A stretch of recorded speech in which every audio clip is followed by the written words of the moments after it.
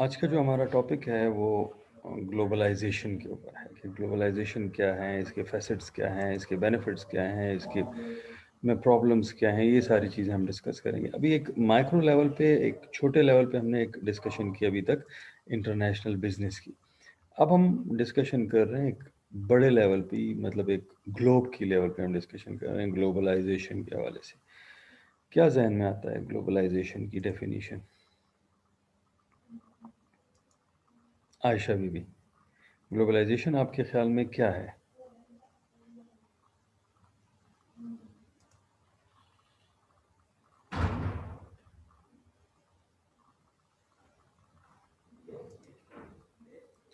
Globalisation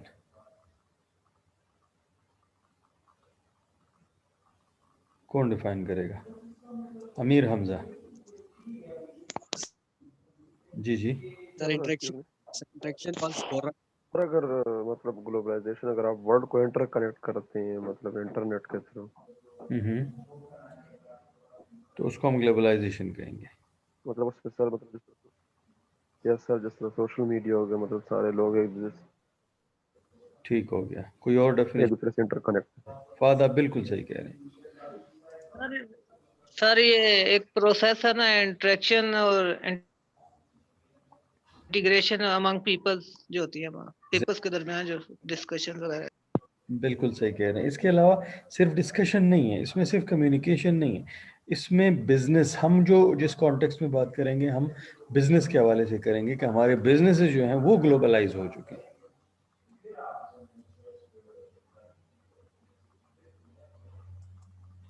अच्छा, चलें, आपकी बुक के मुताबिक ग्लोबलाइजेशन क्या है? The world is moving towards an independent integrated, दो वर्ड यूज हो रहे हैं अलग अलग, इंडिपेंडेंट, सॉरी इंटरडिपेंडेंट और इंटीग्रेटेड।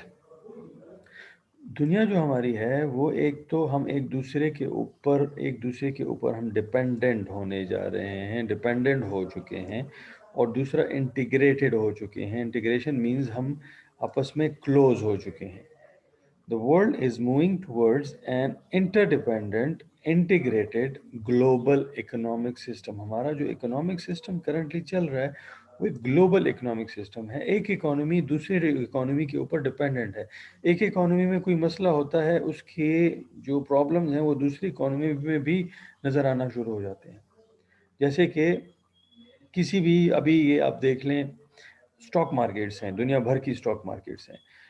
इलेक्शन जो है वो यूएस में चल रहा था, और स्टॉक मार्केट्स जो हैं वो, लोग जो हैं वो, बिजनेसेस जो हैं, पूरी दुनिया में स्टॉक मार्केट्स जो हैं वो वेट कर रही थी कि कौन जीतेगा, और उसी के हिसाब से लोगों ने अपनी शेयर जो है, अपनी बाइंग एंड सेलिंग जो है वो एडजस्टमेंट की हुई थी। और उसकी वजह से कुछ स्टॉक मार्केट्स जो हैं वो जो प्रो बाइडन के थे, वो मार्केट जो हैं वो पॉजिटिव में चली गई, और जो दूसरी पार्टी के प्रो में थे, जो वो उनको चाह रहे थे, वो नेगेटिव में चली गई। फिर globalisation refers to the shift. Globalisation क्या है? ग्लोबलाइजेशन एक शिफ्ट है। किस तरफ? मतलब ये एक प्रोसेस है, ये अभी रुका नहीं है।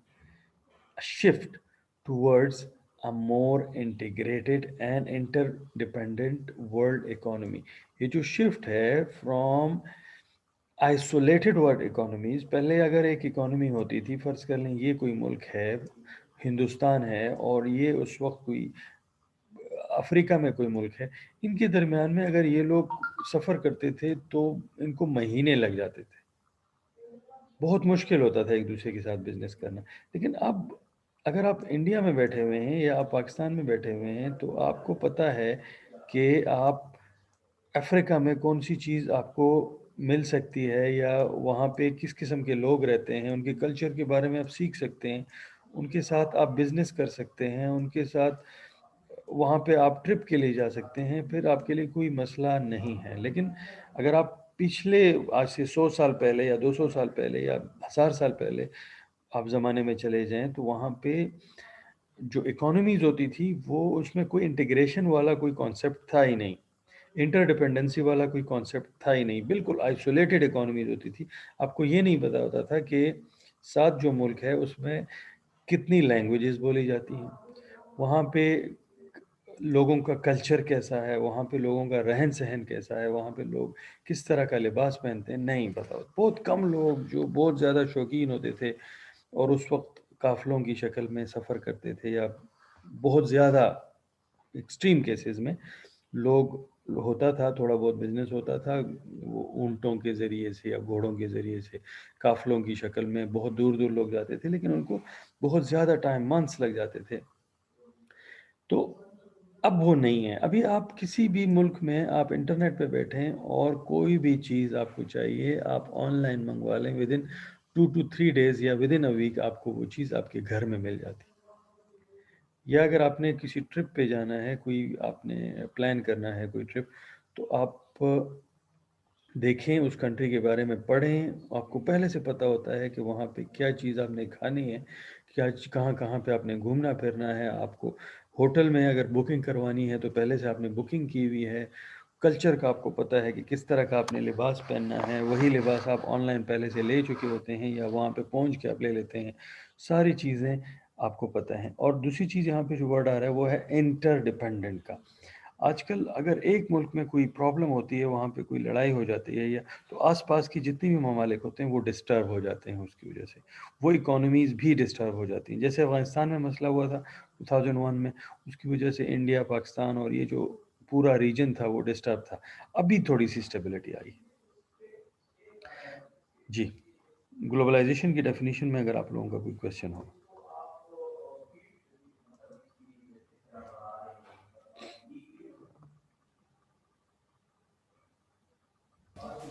सर दोबारा सर बता दें सर, सिंपल वर्ड्स में सर। ग्लोबलाइजेशन वो एक शिफ्ट है टुवर्ड्स मोर इंटीग्रेट। मतलब ये हुआ कि दुनिया जो है वो करीब आती जा रही है, दुनिया के लोग एक दूसरे के करीब आते जा रहे हैं, एक दूसरे के ऊपर डिपेंडेंट होते जा रहे हैं, एक दूसरे के साथ इंटीग्रेट होते जा रहे हैं।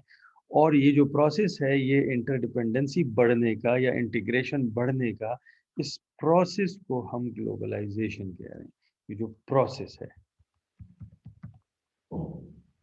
इस ठीक है सर। क्या कह रहे हैं? Sir globalisation. जी जी। सर ये अभी चाइना ने जो सीपैक का रूट एक एस्टेब्लिश किया है अपना, सर वो पहले से ही ग्लोबलाइज तो है ना, वो अपने ऑनलाइन ऑर्डर्स के जरिए अपनी प्रोडक्ट्स को दूसरे मुल्कों में पहुंचा रहा है, लेकिन उसको टाइम वाला जो मसला था, मतलब उसको टाइम ज़्यादा लग जाता था मतलब बिल्कुल से जाने के लिए। तो अब बाय रूट उसको वो टाइम जो है मिनिमम हो जाएगा, बिल्कुल बिल्कुल मिनिमम हो तो जाएगा। ये सारा अभी इसी में आएगा। जी एग्जैक्टली। देखिए, ये अगर आप हिस्ट्री में जाएं और 1900 में देख लें या 19 मतलब वो ग्लोबलाइज तो एक पहले से है ना। बिल्कुल है। मैं आपको आपके क्वेश्चन का आंसर मैं आपको देने की कोशिश करता हूँ रमज़ान। अगर आप 1950s में जाएं तो आपको वहाँ पे भी जी सर। ग्लोबलाइजेशन का कॉन्सेप्ट मिलेगा। वहाँ पे लोग क्लेम कर रहे थे कि वी आर ग्लोबलाइज्ड 1950s में भी। लेकिन वो जो ग्लोबलाइजेशन है, वो जो प्रोसेस था, वो इतना ज़्यादा एडवांस नहीं था। 1950s में लोग इतने ज़्यादा ग्लोबलाइज नहीं थे। अब वो जो ग्लोबलाइजेशन का जो फैक्टर है, वो आहिस्ता आहिस्ता यूं बढ़ता जा रहा है। लोग ज़्यादा, वहाँ पे भी इंटरडिपेंडेंसी थी, बल्कि अगर आप जाएं, थोड़ा सा आप स्टडी कर लें, 1920s में एक फिनोमेना है जिसको हम कहते हैं ग्रेट डिप्रेशन।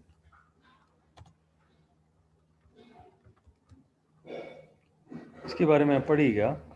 1920s में, लेट 20s में एक टाइम आया था जहाँ पे जो इकोनॉमीज थी वो डिप्रेशन की तरफ चली गई थी, बल्कि स्पेशली जो यूएस की इकोनॉमी थी वो डिप्रेशन की तरफ चली गई थी, और उसकी वजह से पूरी दुनिया जो है वो डिस्टर्ब हो गई थी। यूरोप में भी डिस्टर्बेंस आ गई थी।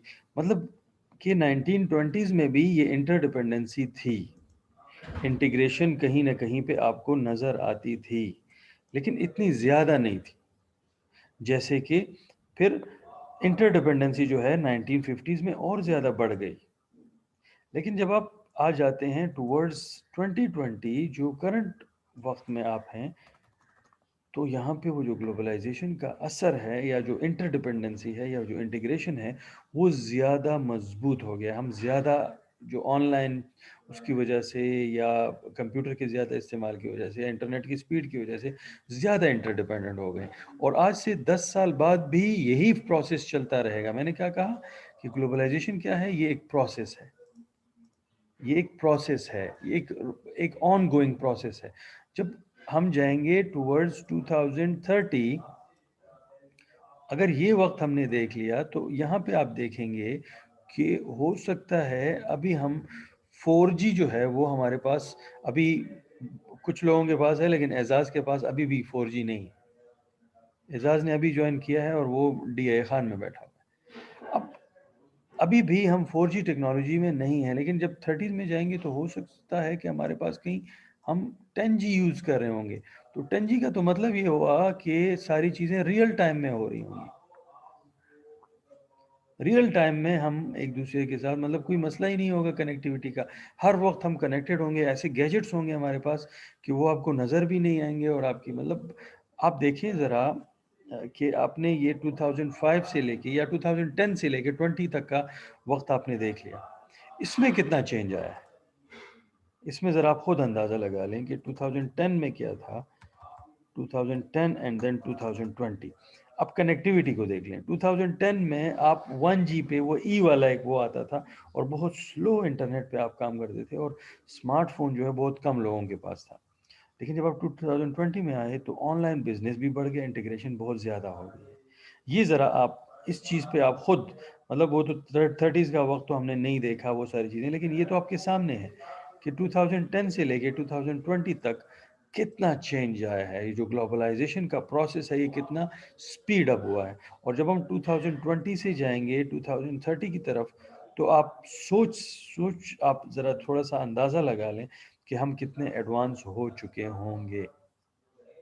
क्योंकि 2010 में आप GSM टेक्नोलॉजी पे 1G पे काम कर रहे होते थे और इंटरनेट स्पीड इतनी होती थी कि वीडियो तो बहुत दूर की बात, ऑडियो जो है मतलब व्हाट्सएप पे अगर आप ऑडियो किसी को कॉल कर लें तो वो भी बहुत मुश्किल से आप कर पाते थे। अब 20 में आपके पास 4G है, 5G पे काम हो रहा है, लेकिन 30 में पता नहीं हमारे पास क्या टेक्नोलॉजी होगी। मतलब हम बहुत ज़्यादा करीब आ चुके होंगे एक दूसरे के, बहुत ज़्यादा इंटीग्रेट हो चुके होंगे और अभी हम वीडियो कॉन्फ्रेंसिंग कर सकते हैं और उस वक्त पता नहीं ये जो क्या कहते हैं हेलोजन टेक्नोलॉजी इसको कहते हैं, वो हो सकते हैं हमारे घरों में हो। जब हम छोटे होते थे तो हमारे जहन में ये होता था, लोग कहते थे कि इस तरह के फ़ोन आएंगे कि उसमें आप लोगों को देख भी सकेंगे और उससे बात भी करेंगे। अब वो चीज़ हमने देख ली। अब हो सकता है कि हम किसी को वर्चुअली उससे फ़ोन पे बात कर रहे हैं और सामने चेयर पे अपने बिठा दें वर्चुअली। कोई ऐसी मशीनें होंगी और आपको नज़र आएगा वो बंदा, आप उसके साथ बात कर रहे होंगे। रमज़ान, आपको आपके क्वेश्चन का आंसर मिल गया?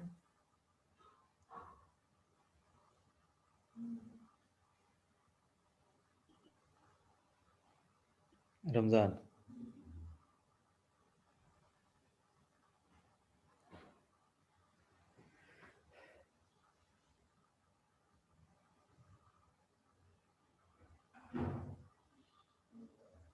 ग्लोबलाइजेशन की समझ आ रही है आप लोगों को? तो ग्लोबलाइजेशन पहले भी थी, अभी भी है, लेकिन उसमें उसका जो प्रोसेस है उसमें इंटेंसिटी आ रही है। तो चाइना जो है वो अभी भी उस ग्लोबल विलेज का हिस्सा है, लेकिन वो चाह रहे हैं कि इस चीज़ को हम ज़्यादा स्पीड अप करें, ज़्यादा क्लोज आ जाएं, ये जो बैरियर्स हैं इनको ख़त्म कर दें।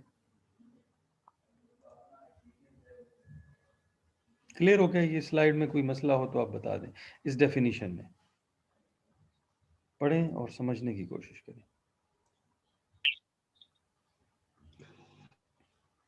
सर क्लियर है सबको? Yes sir.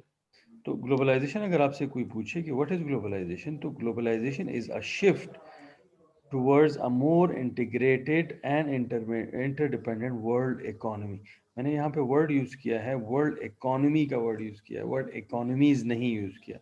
मतलब पूरी दुनिया जो है वो एक ही इकोनॉमी बन चुकी है ड्यू टू ग्लोबलाइजेशन। अब ग्लोबलाइजेशन के दो डायमेंशंस हैं. Globalisation has two Excuse me, sir. Dimensions. One is globalisation of Excuse me, sir. जी जी हेलो सर, आवाज आ रही है? जी जी बिल्कुल आपकी आवाज आ रही. सर ये 2020 में जो कोविड आया सर, ग्लोबलाइजेशन जो इसमें तो सारा ऑनलाइन हो गया था ना, सब कुछ ऑनलाइन हो गया बिजनेस, तो सर ये अफेक्ट हुआ है सर के अफेक्ट नहीं हुआ सर? इसकी वजह से लोग जो हैं वो इकोनॉमी की बात कर. बहुत ज़्यादा इसकी वजह से ऑनलाइन की तरफ आ गए. मतलब वो इंटीग्रेशन लेवल बढ़ गया, लेकिन इसकी वजह से ओवरऑल जो बिज़नेस है वो डिस्टर्ब हो गया. मतलब उस तरह का नहीं था, जैसे कि मतलब लोगों की यूजेज जो है वो उस तरह नहीं रही, क्योंकि आपकी एक्टिविटीज़ जो है वो थोड़ी सी स्लो डाउन हो गई. ओवरऑल ग्लोबलाइजेशन को इस कोविड की वजह से एक बूस्ट मिला है, क्योंकि ऐसे लोग जो ऑनलाइन और इन चीज़ों से बहुत दूर हट चुके थे और नहीं यूज़ करते थे, वो भी इस चीज़ की तरफ आ गए, और वो भी आज टेक्नोलॉजी यूज़ कर रहे हैं और यूज़ करने पे आमादा हो चुके हैं. ऑनलाइन चीज़ों को ज़्यादा प्रेफर कर रहे हैं. पहले इतना ज़्यादा ट्रेंड नहीं था, अभी वो ट्रेंड जो है वो बढ़ गया है इस कोविड की वजह से. लोग ज़्यादा टेक्नोलॉजी की तरफ आ गए. Excuse me sir. ओके.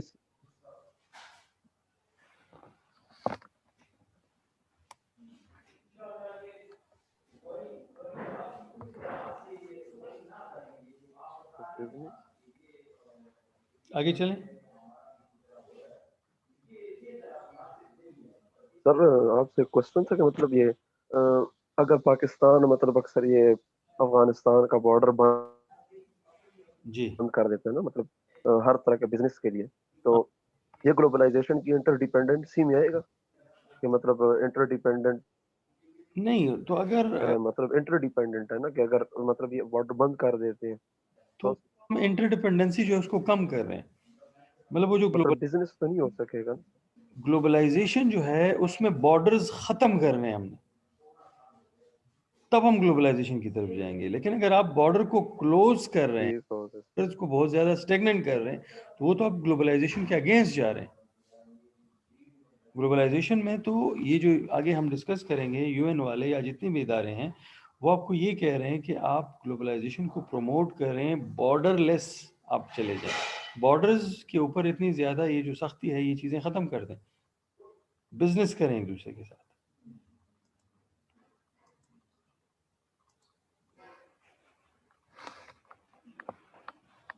थोड़ा सा एक सेकंड मुझे दे दें, मैं आता हूं.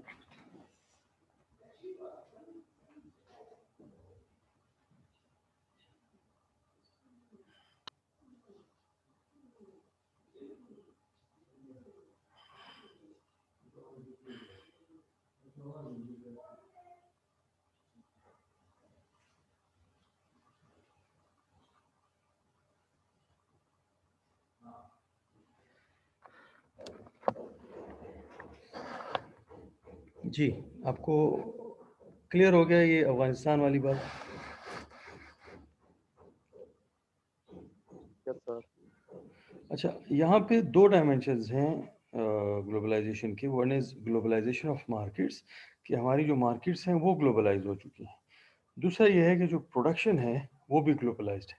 यहाँ पे बाइंग सेलिंग ग्लोबलाइज हो चुकी है, और यहाँ पे जो हम चीज़ें प्रोड्यूस कर रहे हैं वो आइसोलेशन में हम नहीं प्रोड्यूस कर रहे हैं. ये दो चीज़ें ज़्यादा अहम हैं, या ज़्यादा इनका रोल है ग्लोबलाइजेशन में. तो ग्लोबलाइजेशन ऑफ मार्केट्स और ग्लोबलाइजेशन ऑफ प्रोडक्शन को हम थोड़ा सा डिस्कस कर लेते हैं. ग्लोबलाइजेशन ऑफ मार्केट्स क्या है? Globalisation of markets refers to the merging of, word क्या यूज हो रहा है? मर्जिंग का. मर्जिंग ऑफ हिस्टोरिकली डिस्टिंक्ट, जो हिस्टोरिकली एक दूसरे से दूर मार्केट्स थी, सेपरेट नेशनल मार्केट्स थी, वो क्या हो रही हैं into a huge global market place. एक वर्ड आ रहा है ग्लोबल मार्केट प्लेस, मतलब कि पूरी दुनिया की जो मार्केट्स हैं उनसे एक ही मार्केट बन चुकी है, और उस मार्केट का नाम है ग्लोबल मार्केट प्लेस. मतलब अब आपको ये नहीं है कि फ़लाँ मार्केट अमेरिका की मार्केट, नहीं, सारी दुनिया आपके लिए एक ही मार्केट है, और उसका मार्केट का नाम है ग्लोबल मार्केट प्लेस. आपने अगर कुछ ख़रीदना है तो कहीं से इस ग्लोबल मार्केट प्लेस में जो जगह आपको पसंद हो उससे आप ख़रीद लें. और ये मार्केट जो हैं वो हिस्टोरिकली एक दूसरे से बहुत ज़्यादा दूर होती थी, नेशनल मार्केट्स होती थी। अब नेशनल मार्केट्स नहीं है, अब ग्लोबल मार्केट है, एक मार्केट है, एक ही वर्ड हम यूज़ कर रहे हैं, ग्लोबल मार्केट। नेशनल मार्केट्स वाला कॉन्सेप्ट जो है, वो जो डिस्टिंक्ट मार्केट्स होती थी, एक दूसरे से अलग-अलग मार्केट्स होती, वो कॉन्सेप्ट ख़त्म हो गया। अब हमारी मार्केट्स जो हैं वो मर्ज हो चुकी हैं और एक ही मार्केट बन चुकी है जिसका नाम है global market place. Instead there is a global market. National markets का कॉन्सेप्ट जो है वो ख़त्म हो रहा है और हम जा रहे हैं टुवर्ड्स अ ग्लोबल मार्केट। मतलब आपके ये नहीं है कि ये चीज़ आपको यहाँ से नहीं मिली तो बस आप छोड़ दें, नहीं। कोई भी चीज़ आपको पाकिस्तानी मार्केट से नहीं मिल रही, आप किसी भी मार्केट को, पूरी दुनिया आपके लिए ओपन है, कहीं से भी वो चीज़ आप खरीद लें, आप अरेंज कर सकते हैं। पूरी दुनिया आपके लिए एक मार्केट है, ग्लोबल मार्केट है उसका नाम। फिर फॉलिंग ट्रेड बैरियर्स, यहाँ पे जो आखिर में पता नहीं वो मैं नाम भूल गया हूँ किसने क्वेश्चन किया था, वो अफगानिस्तान वाला। ग्लोबलाइजेशन के लिए इम्पोर्टेंट है कि आपके जो ट्रेड बैरियर्स हों उनको आप ख़त्म करें। Falling trade barriers make it easier to sell globally. जब आपकी ट्रेड बैरियर्स ख़त्म होंगे, जब आपकी बॉर्डर्स आपके खुल जाएंगे, तो उससे क्या होगा कि आप ग्लोबली इजीली सेल कर सकते हैं। तो ट्रेड बैरियर्स ख़त्म हो रहे हैं, लोग ट्रेड बैरियर्स ख़त्म कर रहे हैं ताकि लोग इजीली ट्रेड कर सकें एक दूसरे के साथ और कोई बैरियर ना हो। उसकी वजह से जब ये बैरियर्स ख़त्म हो जाएंगे तो आप इजीली सेल कर सकते हैं दूसरी कंट्रीज़ में और आपको कोई मसला नहीं होगा। Consumers taste and preferences are converging. हमारी जो टेस्ट हैं और जो प्रेफरेंसेस हैं वो कन्वर्ज हो रहे हैं आपस में। हमारे टेस्ट जो हैं वो कॉमन हो रहे हैं। मतलब अब ये नहीं है कि ये जो चीज़ है, ये जो हम जो है हम गंदम की रोटी खाएंगे क्योंकि हमारे आबा अजदाद ने खाई है, और जो अमेरिकन और यूरोपियंस हैं वो बर्गर खाएंगे। नहीं, हमारी टेस्ट जो हैं और प्रेफरेंसेस जो हैं वो कन्वर्ज हो चुकी हैं, आपस में मिल चुकी हैं। हम मिक्स चीज़ें जो हैं, आप देखें अमेरिकन कितने आते हैं पाकिस्तानी चीज़ें खाते हैं। किसी भी कंट्री में आप चले जाएं, वहाँ पे पाकिस्तानी जो रेस्टोरेंट्स हैं वो आपको मिलेंगे और लोग बहुत शौक से आते हैं। तो जो कंज्यूमर के टेस्ट हैं वो आपस में मिक्स हो रहे हैं, कन्वर्ज हो रहे हैं, और उनकी प्रेफरेंसेस भी। पहले आप अपने कल्चर से बिल्कुल नहीं, मैं कल्चर से हमने दूर नहीं जाना, ये चीज़ नहीं करनी, वो नहीं करनी, हमने 3 पीस नहीं पहनना, हमने जीन्स नहीं यूज़ करना, इस तरह की चीज़ें चलती थी एक ज़माने में। लेकिन अभी क्या हो रहा है कि जो हमारे प्रेफरेंसेस हैं या जो हमारे रहन सहन है वो कन्वर्ज हो रहा है। हमारी प्रेफरेंसेस, खाने पीने की चीज़ें, वो सारी एक दूसरे के साथ मिक्स हो रही हैं। Firms promote the trend by offering the same basic product worldwide. अब ऐसा भी पॉसिबल है कि पूरी दुनिया के लिए एक ही प्रोडक्ट बना लें जिसका नाम है ग्लोबल प्रोडक्ट। पहले ये होता था कि आप कोई प्रोडक्ट बनाते थे और उस प्रोडक्ट में क्या होता था कि नहीं जी, ये इंडियन कहते हैं कि इसका कलर जो है ये ब्लैक नहीं होना चाहिए या वाइट नहीं होना चाहिए, क्योंकि वाइट कलर जो है वो तो विधवा यूज़ करती है। अच्छा, आपने कलर गलत यूज़ किया है। फिर जब वो पाकिस्तान में आ गए तो यहाँ पे लोगों ने कहा कि ये कलर जो वाइट कलर, आपको ब्लैक कलर, जब यहाँ पे ब्लैक यूज़ किया तो इन्होंने कहा नहीं, ये तो हमारे मज़हब में ये मातम के लिए यूज़ होता है। या मुख्तलिफ कलर्स, जैसे पिंक है उसकी भी अपनी एक इंटरप्रिटेशन है, रेड की अपनी एक इंटरप्रिटेशन है, हर एक कल्चर में अलग इंटरप्रिटेशन है। तो क्या हुआ, वो चीज़ आहिस्ता आहिस्ता कन्वर्ज हो रही है, वो प्रेफरेंसेस कन्वर्ज हो रहे हैं, वो टेस्ट कन्वर्ज हो रहे हैं, और लोग किसकी तरफ जा रहे हैं, वो एक ग्लोबल प्रोडक्ट्स की तरफ जा रहे हैं। एक ही प्रोडक्ट पूरी दुनिया के लिए आप अब बना सकते हैं, एक जैसा, सब लोग उसको एक्सेप्ट कर लेंगे क्योंकि पूरी दुनिया एक ही मार्केट है, एक ग्लोबल मार्केट है। जी, इस स्लाइड में अगर कोई क्वेश्चन हो।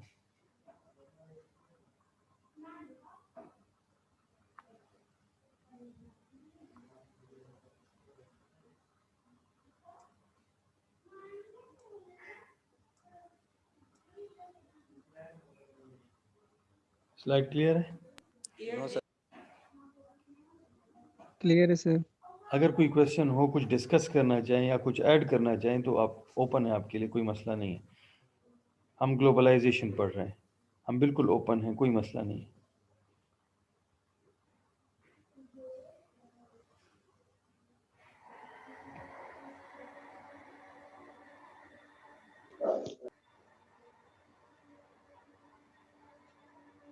जी फहद, आप कुछ पूछना चाह रहे हैं? नो सर, क्लियर है। क्लियर है, आगे जाएं। सर ये ग्लोबलाइजेशन जी sir yes sir. Sir globalisation जो आप कह रहे हैं, जिसमें आपने वो कलर की एग्जांपल दी है, तो अगर ऐसा कुछ हम प्रोडक्ट बनाते हैं जो पूरी दुनिया एक्सेप्ट करे, तो क्या उसमें ये चीज़ें हम दूर कर सकते हैं? जिस तरह आपने कलर की एग्जांपल दी है, मतलब हर मुल्क के लिए अलग-अलग कलर की चीज़ें बना लें या बिल्कुल। उनके टेस्ट के हिसाब से, तो कल्चरल डिफरेंसेस, वो ग्लोबल में आएगी। कल्चरल डिफरेंसेस हैं, साथ में आपके रिलीजियस डिफरेंसेस हैं, टेक्नोलॉजिकल डिफरेंसेस हैं। लेकिन अगर आप ये वाला, ये जो फोर्थ पॉइंट है, इस पे अगर आप फोकस करें तो यहाँ पे क्या हो रहा है, वो आप मीडिया की तरफ इतने ज़्यादा आप एक्सपोज्ड हैं, वो चीज़ें आप बार बार देख रहे हैं, तो आहिस्ता आहिस्ता वो जो आपकी कल्चरल जो डिफरेंसेस थे वो आहिस्ता आहिस्ता ख़त्म हो रहे हैं। अगर आप जाएं, आज से फ़र्ज़ कर लें, अगर हम देखें आज से कुछ 40-50 साल पहले अगर आप लोगों को स्टडी करें, पाकिस्तानी कम्युनिटी के लोगों को स्टडी करें, तो ये लोग बहुत ज़्यादा स्टैग्नेंट होते थे अपने कल्चर के साथ बहुत ज़्यादा। लेकिन आजकल आप क्या कर रहे हैं, आजकल आप में से कोई ऐसा बंदा मेरे ख़्याल में नहीं होगा जो मैकडॉनल्ड्स या केएफसी या इस तरह की चीज़ों में ना जाता हो। सब लोग जाते हैं, क्योंकि वो जो हमारी प्रेफरेंसेस हैं वो कन्वर्ज हो रही हैं, वो हम अपना वो जो कल्चरल डिफरेंसेस हैं, यहाँ पे अगर हम एक और एक पॉइंट लिख लें इसके साथ कि कल्चरल डिफरेंसेस हैं वो कम हो रही हैं, वो डिक्रीज हो रही हैं। किस वजह से? क्योंकि हम मीडिया की तरफ बहुत ज़्यादा एक्सपोज्ड हैं और हम वो चीज़ें देख रहे हैं और बहुत ज़्यादा चीज़ों की तरफ हम फिर मायल हो जाते हैं, हम वो चीज़ें अपना लेते हैं। उनका रहन-सहन, वो हमारे चीज़ों को देखते हैं, तो जो चीज़ें उनको पसंद आती हैं, यूरोप में लोग बैठे हुए हैं, जहाँ पे भी हैं, वो हमारी चीज़ें अडॉप्ट कर लेते हैं और हम उनकी चीज़ें अडॉप्ट कर लेते हैं। आप यूरोप में जाएँ, यूके में जाएँ, आपको पाकिस्तानी, इंडियन और इस तरह की बहुत सारी रेस्टोरेंट्स, खाने-पीने की जगहें आपको मिल जाती हैं, वहाँ पे लोग जाते हैं। सिर्फ़ पाकिस्तानी और इंडियंस नहीं जाते, बल्कि वहाँ पे यूरोपियंस और दूसरे लोग भी आते हैं और वहाँ पे खाने खाते हैं, क्योंकि लोगों का वो जो कल्चर में एक चीज़ होती थी कि नहीं, मैंने तो सिर्फ हेल्दी चीज़ खानी है, मतलब मैंने तो स्पाइसी चीज़ नहीं खानी, वो ख़त्म हो गया। आपका आप अमेरिकन जो है वो भी स्पाइसी खा रहा है, वो भी इंडियन रेस्टोरेंट्स में जाता है, क्योंकि वो जो उनकी वो जो कल्चरल डिफरेंसेस थी वो आहिस्ता आहिस्ता ख़त्म हो रही। आप अपने लिबास को देख लें, आप अपने रहन सहन को देख लें, आप आहिस्ता आहिस्ता मॉडर्नाइज हो रहे हैं, आप आहिस्ता आहिस्ता ग्लोबलाइज हो रहे हैं। टेस्ट्स और प्रेफरेंसेस जो हैं वो आपस में कन्वर्ज हो रहे हैं, क्योंकि हमारे जो कल्चरल डिफरेंसेस हैं वो ख़त्म होते जा रहे हैं। हम पूरी दुनिया का जो कल्चर है वो एक ही कल्चर बनता जा रहा है। ठीक हो गया? लेकिन स्टिल कल्चरल डिफरेंसेस हैं, मैं ये नहीं कह रहा हूँ ओके सर, थैंक यू। ख़त्म हो चुकी हैं, लेकिन स्टिल हैं, लेकिन कम हो रही हैं। आहिस्ता आहिस्ता जितना हम एक्सपोज होते जा रहे हैं वो कल्चरल डिफरेंसेस कम होती जा रही हैं। यस सर, जिस वही तरह है हलाल सर, प्रोडक्ट्स जैसे का मतलब कल्चरल डिफरेंस सबसे बड़ा डिफरेंस है हलाल जी प्रोडक्ट्स का इस्लामिक कंट्रीज में। देखिए, आपके जब आप कल्चर की बात करते हैं तो उसमें कुछ ऐसी चीज़ें होती हैं जो आपकी, जिनको हम कहते हैं कोर वैल्यूज होती हैं। कोर वैल्यूज पे आप कभी भी कंप्रोमाइज नहीं करते, जैसे हलाल हराम है, क्योंकि ये आपको कहाँ से मिली है, ये आपको आपके मज़हब से मिली है। इन चीज़ों पे आप कंप्रोमाइज़ नहीं करते। लेकिन इसके अलावा बहुत सारी चीज़ें ऐसी हैं, जैसे कि हमारे कल्चर में था कि हम बस शलवार कमीज़ पहनेंगे और ये जो पैंट शर्ट हम पहनते हैं या जीन्स पहनते हैं, ये तो बहुत ही अंग्रेज़ों की का लिबास है और इसकी मतलब इसमें ये है, वो है, ये चीज़ लोग बातें करते थे आज से 20-30 साल पहले या 50 साल पहले, लेकिन वो चीज़ आहिस्ता-आहिस्ता ख़त्म हो रही है। आज आप लोग यूज़ कर रहे हैं, हम सब लोग यूज़ कर रहे हैं, कोई किसी को कोई मसला ही नहीं। लेकिन कुछ चीज़ें होती हैं जिनको हम कहते हैं कोर वैल्यूज़, उस पे हम कभी भी उस चीज़ पे हम कंप्रोमाइज़ नहीं करेंगे। क्योंकि वो जो कल्चर में वो जो वैल्यू आई है, वो हमारे रिलिजन से आई है, हमारे मज़हब का हिस्सा है, हमारे मज़हब की कोर वैल्यू है। तो उस पे कभी भी हम कंप्रोमाइज़ नहीं करेंगे, बाकी चीज़ें जो हैं वो कन्वर्ज हो जाएँगी। इसके अलावा जितनी भी चीज़ें हैं। जैसे कि पहले आप देख लें तो लोग पसंद करते थे, अगर आप अपने बड़ों से डिस्कस कर लें जिनकी एजेस जो हैं वो 70 से ऊपर हैं या 60 से ऊपर हैं, तो वो कहते हैं खुले घर हों, बड़ा सा बरामदा हो, बड़ा सा सहन हो। लेकिन अभी लोग जो हैं वो चाह रहे हैं कि एक छोटा सा एक कंपाउंड हो जिसमें 2 रूम्स हों और एक लाउंज हो, लिविंग रूम हो और बस एक छोटी सी एक यूनिटरी फैमिली हो और हम एक ज़िंदगी गुजारें। पहले क्या था कि एक जॉइंट फैमिली सिस्टम जिसमें लोग खुश रहते थे। तो वो भी हमारी एक वैल्यू थी। लेकिन वो चीज़ आहिस्ता-आहिस्ता हम किसी की तरफ जा रहे हैं, हम यूनिटरी फैमिलीज़ की तरफ जा रहे हैं, वो कॉन्सेप्ट भी ख़त्म होता जा रहा है। ये चीज़ हमने कहाँ से सीखी? ये चीज़ हमें मीडिया से हमने सीखी कि एक सिस्टम ये भी है कि एक यूनिटरी फैमिली होती है। आप अपने फ़िल्मों में देख लें, ड्रामों में देख लें, आपको नज़र आ रहा है एक मियाँ-बीवी होते हैं और उनके 2 बच्चे होते हैं और उनका एक घर होता है। लेकिन अगर आप अपने बड़ों से सुने, उनकी बातें सुने, तो वहाँ पे ये होता था कि 5 भाई हैं, 5 शादीशुदा हैं और हर एक के 5-5 बच्चे हैं और एक ही घर में रह रहे हैं। लेकिन वो चीज़ आहिस्ता-आहिस्ता ख़त्म हो रही है। वो लोग एक-दूसरे को बर्दाश्त करने के लिए तैयार नहीं हैं और ये चीज़ें हमने कहीं और से सीखी हैं। ये हमारी अपनी वैल्यूज़ नहीं थी। इस तरह आप लिबास के हवाले से देख लें, इस तरह आप खाने-पीने के हवाले से देख लें, हमारा खाना-पीना जो है वो भी डाइवर्ज हो रहा है, वो भी मतलब हम उस कल्चर से निकल रहे हैं। क्लियर हो गया ये? लेकिन कोर वैल्यूज़ पे कंप्रोमाइज़ नहीं करेंगे, जो मज़हब के अंदर है। सर कभी-कभी ये कोर वैल्यूज़ पे ना मिसगाइडेंस होती है। जैसे वो लेज़ हुआ था, वो कहते हैं हराम है, लेकिन वो था नहीं।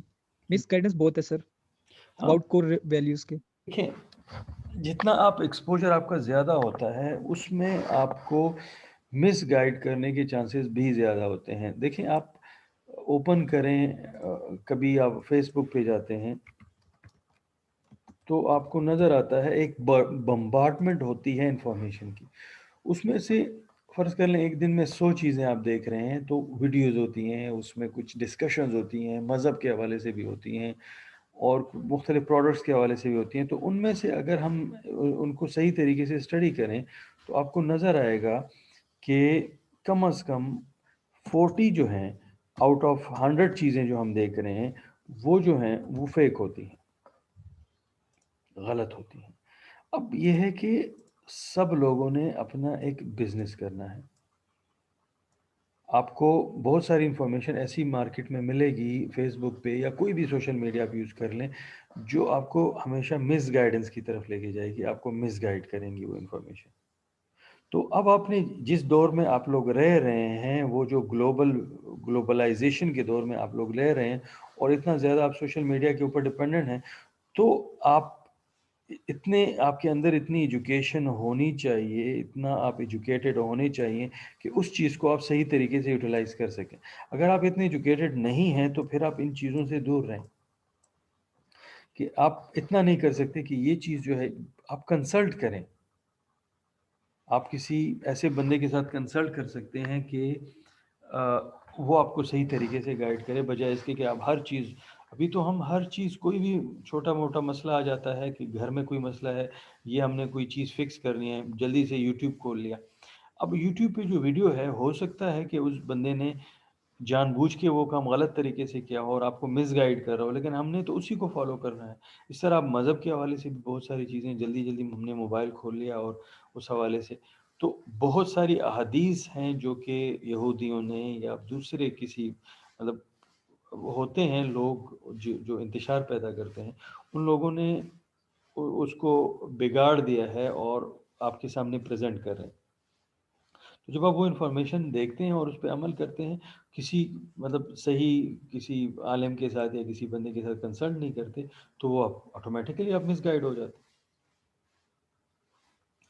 फिर आप अपनी कोर वैल्यूज पे भी कंप्रोमाइज़ करना शुरू कर देते हैं, अगर आपके पास नॉलेज ना हो, नॉलेज की कमी हो। ठीक हो गया?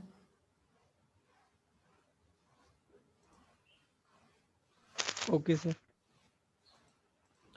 अच्छा, फिर आ जाते हैं ग्लोबलाइजेशन ऑफ प्रोडक्शन। एक तो हमने बात की कि मार्केट्स जो हैं वो ग्लोबलाइज हो चुकी हैं और एक ही मार्केट बन चुकी है और उसका नाम है ग्लोबल मार्केट प्लेस। अब हम बात कर रहे हैं कि प्रोडक्शन कैसे ग्लोबलाइज हो चुकी है। तो प्रोडक्शन जो है वो ग्लोबलाइज ऐसे हो चुकी है कि हम आउटसोर्सिंग की तरफ जा रहे हैं। Globalisation of production refers to the sourcing, क्या वर्ड यूज हो रहा है? Sourcing of goods and services from locations around the globe to take advantage of national differences। क्या कर रहे हैं हम? सोर्सिंग कर रहे हैं, जिसको हम आउटसोर्स करना कहते हैं। Sourcing of goods and services, लोगों की गुड्स और सर्विसेज की हम सोर्सिंग कर रहे हैं उन लोकेशन से, from those location around the world to take advantage, ताकि हम एडवांटेज ले सकें नेशनल डिफरेंसेस का, in the cost and quality factors of production like land, labour and capital. यहाँ पे बात ये हो रही है कि अगर आप एक प्रोडक्ट बना रहे हैं और फर्ज कर लें उसमें आपके पास ए, बी, सी, डी, ई, ये रॉ मटेरियल आपके पास यूज़ हो रहा है, तो आप क्या करें, आपके पास ये ऑप्शन मौजूद है कि आप ए जो है आप कंट्री ए से ले लें, बी आप किसी और कंट्री से ले लें, प्रोडक्शन के लिए आपकी ज़रूरतें हैं, सी जो है वो आप किसी और कंट्री से ले लें, डी जो है फ़र्ज़ कर लें कोई सर्विस है, ये आप आउटसोर्स कर लें, किसी और को कहें कि आपके लिए कर लें। इसकी मैं आपको एक आसान एग्जांपल दूंगा। दो ऑप्शन हैं आपके पास, डोमेस्टिक में मैं आपको एक एग्जांपल दूंगा और फिर इसको लेके जाएंगे टुवर्ड्स इंटरनेशनल बिजनेस। आप का कोई ऑफिस है, सिक्योरिटी उसके लिए आपने लेनी है, तो आपके पास दो ऑप्शंस हैं। Option number 1,